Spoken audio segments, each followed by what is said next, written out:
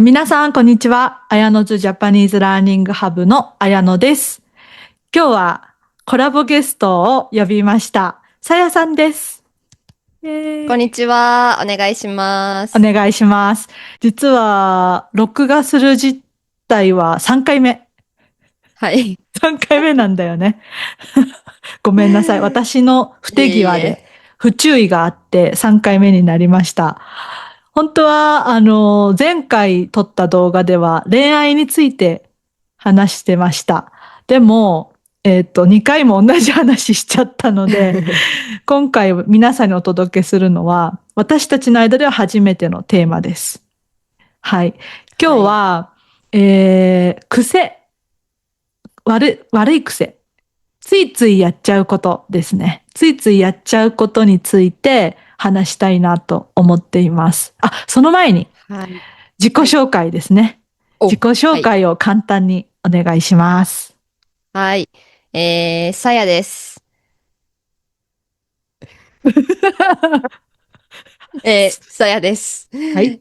インスタグラムとか、TikTok とか YouTube で、さやずジャパニーズレッスンという名前で日本語を教えたり、ポッドキャストを作ったり、しています。もう、さやさんのこと知ってる人もすごく多いんじゃないかなって思います。もう結構嬉しいです。インスタとそしたら嬉かでもしいです。ね、30万人を超えるフォロワーさんそう、がいてね、最近超えてあすりごいですがたいこよね。とに、インスタどれぐらいやってますか？な、何年か？ うん、何年ぐらいやってますか？ 4 年目うん、かな。4年。3年、3、4年です。わあ、すごいな。1年で10万人近く増えてるみたいな。そうですね。でもなんかちょっとねずつというよりかは、え。うん。何かがバズってビョンみああ、たいななるほど。感じ。なるほど。インはい。スタね、そういう感じですよね。ね、うですね。ん。YouTube でもすごく頑張っていて、すごいいろんなテーマで面白い話をしているので、皆さんぜひ見てほしいんですけど。でね、ありがたい今日、です。癖について話したいなって思った理由も、さやちゃんの YouTube、ポッドキャストの話を聞いて面白いなと思ったからです。ね、なんか最近やめたことがあるんですよね。はい。何をやめましたえか？最近、Doom スクローリングうん。をやめました。日本語で言うと、なんうん、だろう、流し見とかかな。そうだね。ネットサーフィンとはまた違うのかな？ちょっと違う。ネットサーフィンっていうと、うん。検索して、そうん。こからまた他のページに行ってみたいな、あ、ウェそうブサイトか。を見るっていうのも含まれる。うんうんうけど、ん。Doom スクローリングは、その最近のショートビデオとか、TikTok、リールとかを、こうずっと見続けて、こう意味もなく見てしまうことああ、またです。やっちゃいます、私。やっちゃいますようね。ん。よくないなと思いつつ、やってしまうんですよね。うん。で、私気づいたもそうでら、す。すごく夜遅くなってしまって、そう。うん、あの悪い時の循環。喪失感すごいですよね。わかる、なんかわかる、わ3かる。時間経ってたうん、みたいな。何をしてたんだっていうね。本当うに。ん、うだってん。何も生まれないですからね。そこから何生も。産性のないそうそう時間でそうそう。すね。うん。で、なんかこう暗い内容とかだと自分のメンタルに影響されたりする。しますね。うん。うん私、多分、アルゴリズムはそれを分かってると思うんですけれどうも、んうん。夜になると、病気の人とか、うん。虐待されてたワンちゃんとか猫ちゃんとかの話がいっぱい出てきて、で、そういうのって見たくないけど、うんこう、ストーリーが気になっちゃうじゃないうんですか。うん。わかる。だから私は夜中に、あの、それを見始めて、すごく悲しい気持ちになったりします。ああ、そうだよね。そう、なんで、うん。そのドゥームスクローリングをやめようって思ったの？なんかきっかけってあるのかな？うん。なんだろう、自分がすごくつまんない人間になってるなと思って、うん。というのも、こう、ドゥームスクローリングってみんな見てるものと同じものを見るじゃないですか。うんうん。なので、それに3時間使ったところで、じゃあ今日何したの楽しかったとか言われても、あ、なんか、可愛い犬の動画見ましたとか、なんか昔の事件を遡りましたとか、でもその内容って薄いじゃないですか。そうのどんなにん。深くいこうとしても、1分半以内の動画で深くいかないから、うん。その薄いみんなが見てる内容だけを取り入れた3時間を過ごした自分と、じゃあこの3時間あるから友達に会ったとか、外に出かけて何か見たとか、家族と話したとか、その違いから生まれるなんか人間としての楽しさっていうのが全然違うなと思って、あとはなんかドゥームスクローリングしてるとどんどんめんどくさがり屋が悪化している気がして、もともとめんどくさがり屋なので家から出たくない、ベッドから出たくないっていうのがあるんですけれども、ドゥームスクローリングっていうやることがあるとさらに出なくなっちゃって、なんか本当につまんない毎日だなと思って、これはやばいと思ったので、やめてみました。すごくわかる。一つ一つがわかる。全部わかる。私もそうなんだよね。うん。めんどくさがり屋だし、暇さえあれば、ベッドとかに寝転んで、携帯ああ、はい見て、なんはい。か面白い動画ないかなとか見ちゃって気づいたら時間が経ってて、結局自分のためになってる時間ってないなっていう。しかも休めてないんですよね。あ、そうか、そうなんだろう。ね。例えば仕事して頭が疲れたっていう時に、じゃあ寝っ転がって、で、1時間2時間見たところで、ああ、すっきりしたってならないじゃないですか。そうだね。そうだね。うそう。ん。それよりかは本当は、じゃあまあちょっと散歩して帰ってきて、すっと目を閉じて、はの方がすっきりするのに、なんかそれでさらに疲れを先延ばししてしまっている、延長してしまっている感が。いやギクって感じ。本当にね、うん。私今ダイエットしようって気持ちでは思ってるんだけど、気持ち。そうそう。その、ドゥームスクローリングしてる時間、5分でも10分でもね、外行っうて散歩ん。するとか、でも、すれば、運動したっていうことになるのに、それができてないんだうん。よね。いや、でも、うん。その、まずいぞって、このままじゃ、自分にとって良くないっていうのを気づいて、変わることができたっていうのはすごい偉いなって思でう。うも、ん。ショートビデオはやめたんですけれども、うん。文字媒体の SNS はまだ見ていて、つうん。まりスレッドとか X とか、まあ、ちょっと見ないと日本の文化についていけないなって、私たち二人ともスペインに住んでるじゃないですか。うん。で、日本の若者のが何を見てるかとか、追いつくにはやっぱりそういうのが必要なので、それはまだ見てるんですけれども、結局そっちをスクロールしてしまって、で、気づいたのが、そのショートビデオに依存していたというよりかは、もうとにかくスクロールするとか、何かをいつも見ているっていうこと自体に依存していたのかなと思って、うちょっん。とそれを次はやめなきゃって思っています。どうやったらやめれるかな。もう携帯を見ないうんかとか。な。今やってるのは、うん。もし見ちゃうとしても、全部のアプリに、利用制限、1うん。日に何回、何時間使えるかっていうのを制限かけて、で、そうすると、その1時間経ったら、ロックがかかるんですけれども、まあ自分の好きな時間かかったらロックがかかるんですけれども、選べるんですよ。このまま今日はもう無視します。か、15分後にもう一度知らせて、か、OK、じゃあもう今日はアプリ使わない。で、私は毎回15分を選んでて、で、意味ないじゃんって思うかもしれないんですけれども、なんかアプリとか使ってる時って時間の感覚失うじゃないですか。うん。なので、その15分おきに毎回通知が来ると、あ、そっか、もう30分も経ってた、あ、もう45分も経ってたってわかるので、うそん。れでなんかちょっとずつ。て感じです。素晴らしいね。なんか、その時間感覚って大事だよね。なんか、ようん。くお昼寝するタイプなんですよ、私。おー。もう、お昼寝もそうで、結構何も考えずに、ちょっと休憩しようと思って寝ちゃうと、1時間とか普通に寝れちゃうんですよ、私。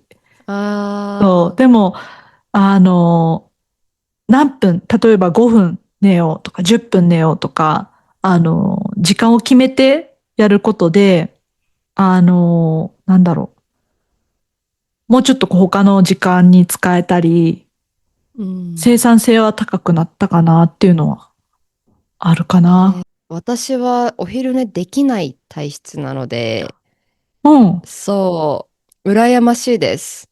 えできるのー、がむしろ。寝ようとしても寝れないってうん。感じ？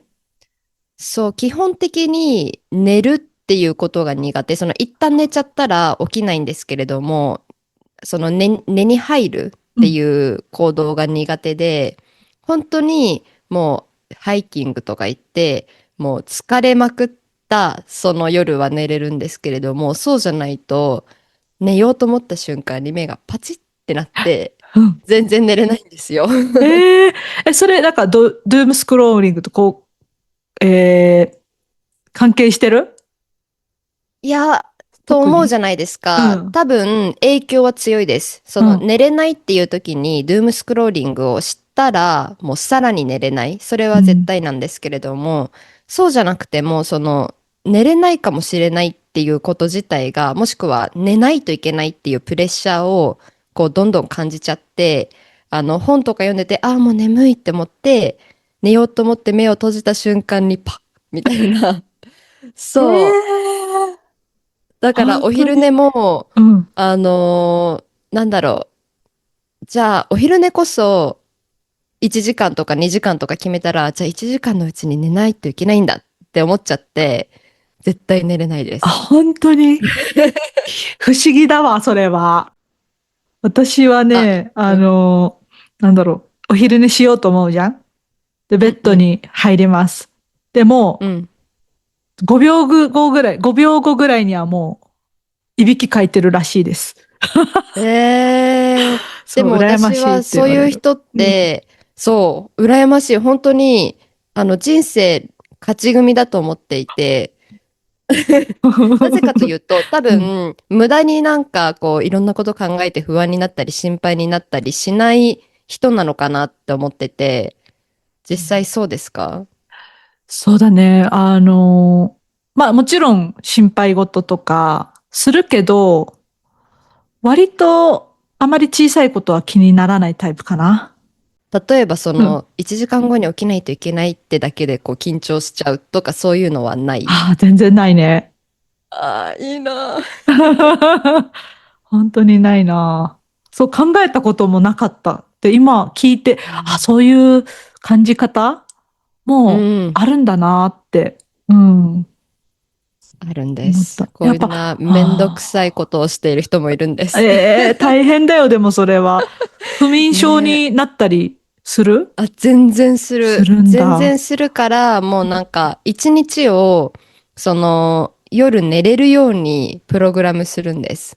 早めに起きて、太陽のあ、光を浴びて、コーヒーは何時までとえか、ら。運動するとか、うん。夜寝れないっていうのは多分最近の若い子は結構夜型とか夜寝れない人多いと思います。ああ、そっか。そうなんだ。いろんな刺激が多いのかな、その、スクリーかンからもそうな。だし。なんか情報がいっぱいあるもんね。今の時代って。私たちが子供の頃って夜何してました？寝る前。私の場合は、まあ、さやちゃんと10個ぐらい違うから、また違うん。うかもしれないけど、学生の時は11時とかまでまあ勉強とかして、その後そのまま寝るとか。で、社会人になったそう。後も、割とテレビ見た後寝るっていう感じで、そのテレビの内容も、もうバラエティとかで、こう笑ってリラックスして寝るっていう感じだったから、うん。なんかあまりこう、何かを調べたり、なんかこういろんな動画見たりっていうのはなかったね。ううん。ん。私も似たような感じ。私は高校生から携帯持ってたけど、うん。親に携帯を部屋に持ち込むな、自室に持ち込むなって言われていたので、何やってたか覚えてないけど、多分、なんか本読んだり雑誌見たりして、もううそのままん。寝る。うん。うん。で、今の子たちって多分、もうベッドに携帯を置いておくっていうのが普通の子もいるじゃないですうか。ん。で、まあそうするとみんな夜中になんか見たうり、ん。こう誰かとつながったりするっていうのは普通なので、そうだなんかどんどね。んね、後ろ押しうになっん。てるのかなとか考えています。なんか脳みそが休む時間がないのかもしれないね。ずっと動きねえ、続けてるみたいな。そう、ずっうん。と次の情報、次の情報みたいなねえ。感じでちょっとすよね。こう、脳みそが、感覚がバグってるみたいな う感じん。かうんな。うんうん。怖い。なんか、うん。頑張ってうん。何も情報を入れない時間を取るようにしています。あ、偉いね。うん。偉い偉い。本当なんにか、いいことだと思う。でも結構難しいよね。習慣に一回なっうん。ちゃうと。そう。うん。でも、気になっちゃ意外わない。うと、ん。うん。一旦離れたら意外にいあける。なのあ、なで、るほどな。そう、その一回の、よし、じゃあ今日はもう携帯触らないとか、今日はもう家に携帯置いて家出るとか、なんかもう思いっきり頑張るしかないですね。そっか。そうだね。私もちょっと、金庫に金庫。スマホ入れて、今日は開けられませんとかそれぐらいしないと気になっちゃうかもしれない。金庫ね。でもありますよね。携帯を入れておく用のケースで、うんうん。なんか、金庫っていつでも開けられるけど、それはタイマーがついてて、そう、5時間は開けられないとか、その、パスワードを知っていても開けられないみたいなの、あ、それちょっいいかと買おうもしれないでかな。すね。いや、本当にね必要。うん。なんかこう、強制力がないと え。うん。できないかな。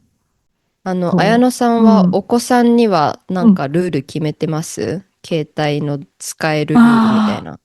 今のところ、携帯はまだ持っていなくて、でもiPad はあるのね。で、うん。その iPad は、平日、学校の後は、学校帰ってきてから、そうだね、ご飯の前までって決めていて、で、ご飯の後はもう宿題するとか、お風呂入るとか、そういう日々のルーティンで、あっという間に時間が過ぎるので、まあ、特に問題はないです。まあ、ええ。休日も結構うちは自由にさせていて、まあ、宿題の時間だけ決めていて、それ以外はもう自由に使っていいよっていう感じなんですね。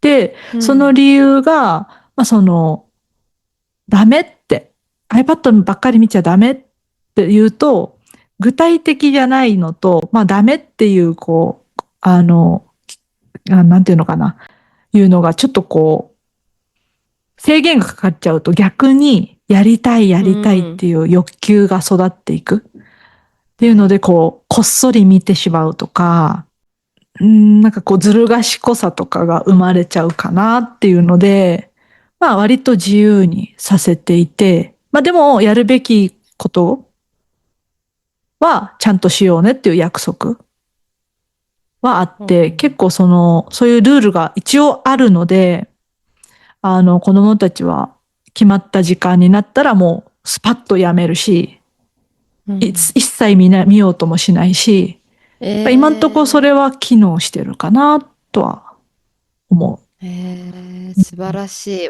私、綾野さんの話聞いて、いつもう。うん。すごいなって思うのが、子供の教育の、まあ、ルールというか、自分自身のルールに、しっかり理由があるところあが、すごいなと思って、あ、うん。多くの子供は、なんでダメなのって言ってお母さんが、ダメだからダメみたいな感じで うんうんうんうん。全然なぜか分かんなかったみたいなので、こう、反発しちゃったりするうんじゃないですか。で、うんうん。それをちゃんと、私はこう思うからそうしてるみたいな風に一つ一つ決めてるのが素晴らしいなと思っています。ありがとうございます。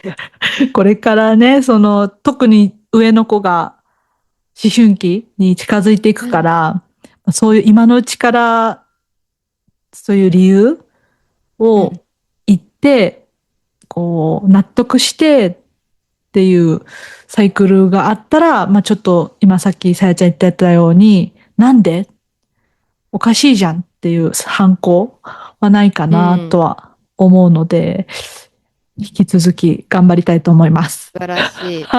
ちょっと思春期到達したらどうなったか教えてください。そうだね。ちょっと思春期についてもね、話せるね。うん一度思ね。春期になる前に、さやちゃんにも来てもらって、いや、変化をね。最悪です、そうそうそう。私は。思春期最悪だったので参考にならないし。いや、ちょっと気になるけどね。私もでもね、11歳、12歳ぐらいの時、ちょっと早めに反抗期がありまして、ちょっと、人前では言えないんですが。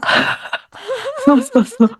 そうそうそう。そういう感じでですね。はい。さやちゃんは今、そのドゥームスクローリング、携帯でいろんなものを見るっていうのをちょっと今やめてるっていうことですね。他になんかある？やめたいな他と思ってることは、とかでも。うん。そうだな。ちょっとさっきの話とかぶっちゃうけど、うん。私フリーランサーなんで、いうん。つでも働いたり起きていいし、で、子供とかもいないので、本当に自由なんですね。なので、起きる時間がどんどんどんどん後ろになっちゃって、土日とかは本当に11時とか、悪い時は1時とかに起きてしまいます。若いね。若いね。そっか、寝れるっていうのがうん。若いっていうことなのかな。そうじゃないうん。うああ、ん。じゃあ、いっか。でも、うん。でも今しかできないことだから、それは。なんだろうな。将来家庭持ったりしたら、やっぱりその相手との、パートナーとの時間の兼ね合いもあるし、もう将来子供を持つことになったとして、子供が生まれたらどうしてもそっちに合わせないといけなくなっちゃうから、しばらくは。だから、ね、それは今しかできないことだから楽しんでほしいなとも思うけどね。私は今、それができないから、あの、羨ましい。私は結構寝るタイプなのね。さっきも言ったように。だから、起こされなければ、いつまでも寝れる、私も。1時とか2時とか。だけど、今はそれができないね。